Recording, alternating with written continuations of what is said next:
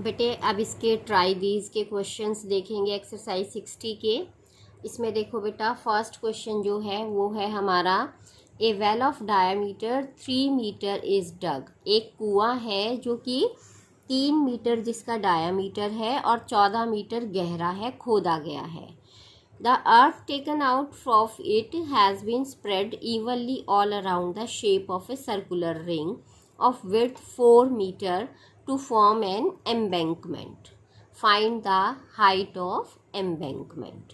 ठीक है बेटा, इसमें देखो ये हमारा एक सिलेंड्रिकल कुआं है, ठीक है, और इसमें इसका डायामीटर 3 मीटर है तो रेडियस हाफ हो जाएगी 3/2 यानी 1.5 मीटर। इसकी हाइट 14 मीटर दे रखी है, इसे हमने H1 लिख लिया। अब इसकी जितनी भी मिट्टी खोद खोद के निकाली बेटा वो इसके चारों तरफ इस तरह से फैला दी गई है। ये एम्बैंकमेंट बना दी है इसके चारों तरफ, जो कुएं के ही जैसे आप देखो तो कई बार कुएं के चारों तरफ एक मेड़ सी बनाई हुई होती है, तो और उसकी जो चौड़ाई दे रखी है बेटा वो 4 मीटर दे रखी है। यानी अगर हम इसे ध्यान से देखें तो ये एक रिंग सा बन गया है। ये रिंग की जिसकी अंदर की जो रेडियस है वो तो है हमारी 3/2 मीटर, और जो बाहर वाली रेडियस है वो ये टोटल रेडियस है यानी 4 + 3/2। तो यहाँ पर देखो बेटे हमने क्या लिख लिया, R1 जो है ये हमारी रेडियस हो गई सिलेंडर की, और जो एम्बैंकमेंट बनी है ये भी हमारी किस शेप में है, देखो इसकी सिलेंडर की शेप में है और एक रिंग की तरह है। तो इसकी आउटर रेडियस तो हो गई 4 प्लस ये वाली यानी 3/2। तो जब हमने दोनों को ऐड कर लिया तो ये हमारा आ गया बेटा 11/2 मीटर, और इनर रेडियस है इसकी R1 जो है वो है 3/2 मीटर।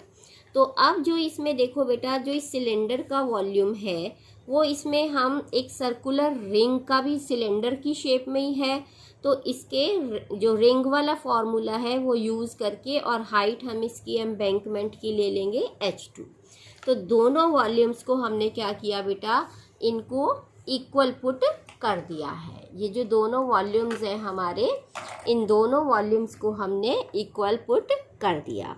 तो सिलेंडर का होता है πr²h, तो पाई यहाँ पर R1 थी इसकी रेडियस तो R1² H1 ले लिया, और इसमें रिंग वाला फॉर्मूला यूज़ कर लिया πr2 का स्क्वायर - R1 का square bracket close into H2।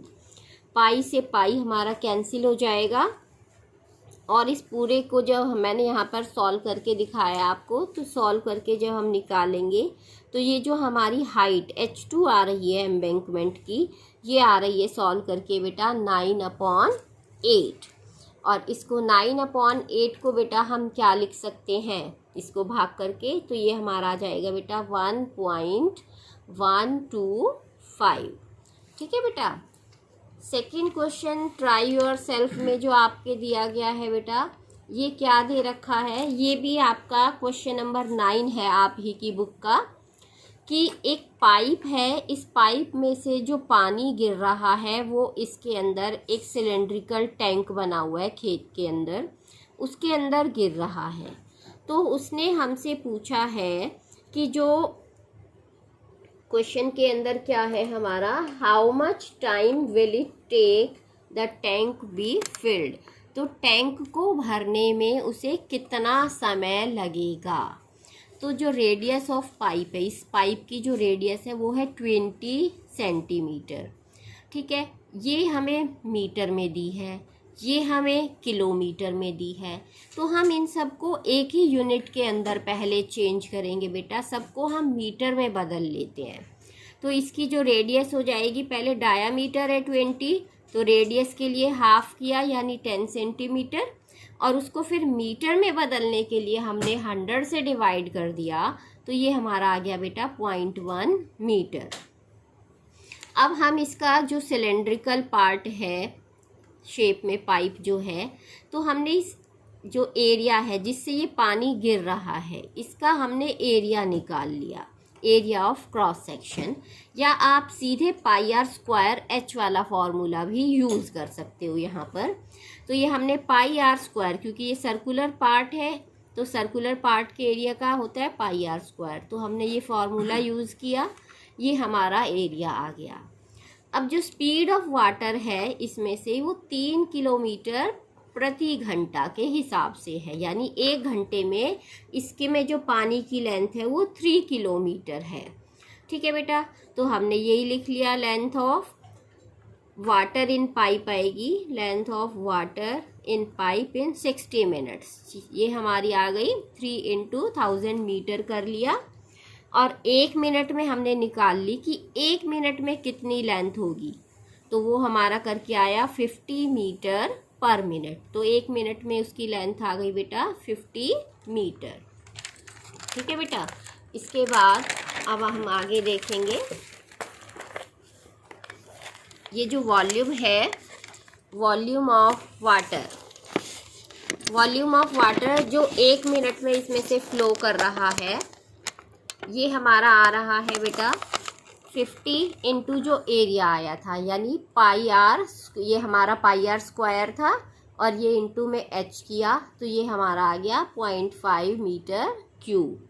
अब वॉल्यूम ऑफ वाटर हमने मान लिया कि वो टी टाइम में उसको भर रहा है, यानी टी टाइम में उसने जो टैंक में पानी गिर रहा है वो कितना हो जाएगा, टी इंटू 0.55 मीटर क्यूब।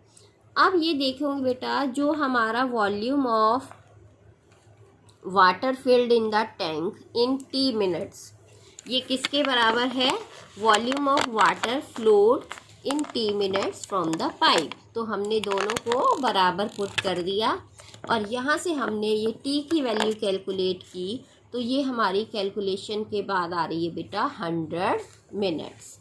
ठीक है बच्चों, थर्ड क्वेश्चन और देख लेंगे।